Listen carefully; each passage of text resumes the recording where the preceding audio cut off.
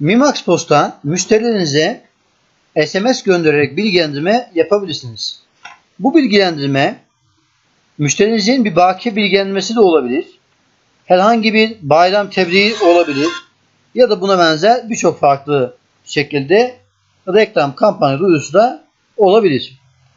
Bununla ilgili SMS göndermek için ilk önce tanımlamalar, parametreler ekranında SMS 32 tanımları alanından sms32.com'dan almış olduğunuz kullanıcı adınız, şifreniz ve aynı zamanda kullanıcı gönderici adınızı tanımlamalısınız. Bu işlemin neticesinde eğer sadece bir kişiden bakiyesiyle ilgili bilgilendirme yapmak istiyorsanız bunun için carilere geldikten sonra ilgili kişi üstünde sağa tıklayıp SMS gönder, bakiye bilgilendirmesi diyerek bu kişiye tek bir SMS gönderebilirsiniz.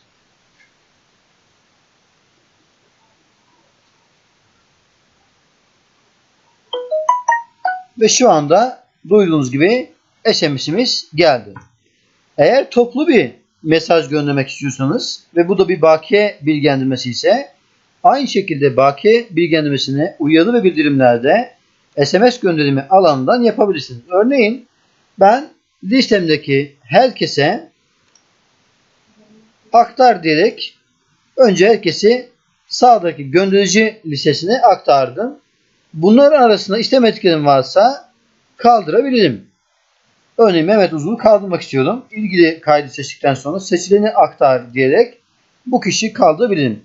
Daha sonra SMS gönder butonuna basarak SMS ekranını açabilirim. Burada kişiye ismiyle hitap etmek istersem örneğin sayın sonra kişinin adı soyadı gelsin dedim. Yani burada listede yer alan adı soyadı gelmiş olacak. Toplam bakiyeniz eşittir veya 2 nokta bakiye dedim TL'dir diyerek bir mesaj göndermek istersem ilgili mesajı bu şablona göre yazıp gönder dedikten sonra listede kaç kişi olduğu önemli değil. Herkese kendi adıyla ve kendi bakiyesiyle hitap ederek ilgili SMS'i gönderilmiş olacak. Burada tabi bir kontrol koyduk. Yani binlerce müşteriniz olabilir. Bir hatayla göndermeyesiniz diye bir kullanıcı adı şifre istemekte. İlgili kullanıcı bilgisini onayladıktan sonra sistem SMS'i toplu olarak göndermektedir. İsterseniz SMS şablonları da oluşturabilirsiniz.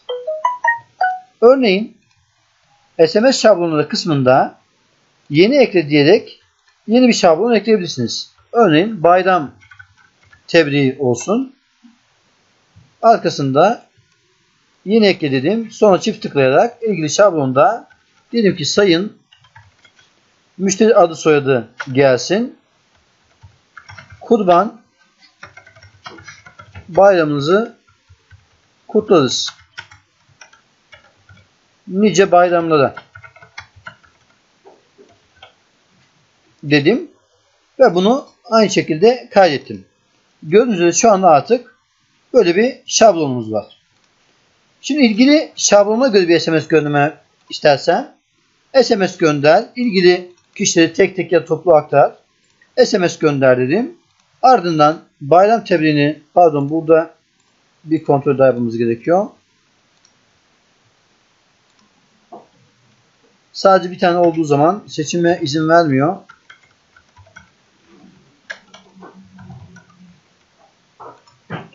Örneğin hayırlı cumalar diye bir tane daha evet. Hayırlı cumalar diye bir tane daha oluşturduk. Evet, şimdi burada SMS gönderiminde ilgili kişileri aktardıktan sonra SMS gönder. Burada cuma tebriği ya da istersem bayram tebriği gibi seçtikten sonra gönder dersem aynı mantıkla buradan şablon vasıtasıyla da istediğim SMS'i gönderebilirim. Yine reklam tarafında eğer bunu yapmak isterseniz mantık yine aynı. İlgili kişileri aktardıktan sonra SMS gönder diyerek burada kampanyalarınızı, duyurularınızı yayınlayabilirsiniz. Örneğin kişinin ismiyle hitap etmek çok önem arz eder. Bu dikkat almakta fayda var. Örneğin Sayın Yunus Zengin demiş olsun. Uzun süre işletmemize gelmeyen bir müşterimize bir SMS'imiz olsun bu. Sayın Yunus Zengin, işte sizleri özledik diyelim. Sizlere özel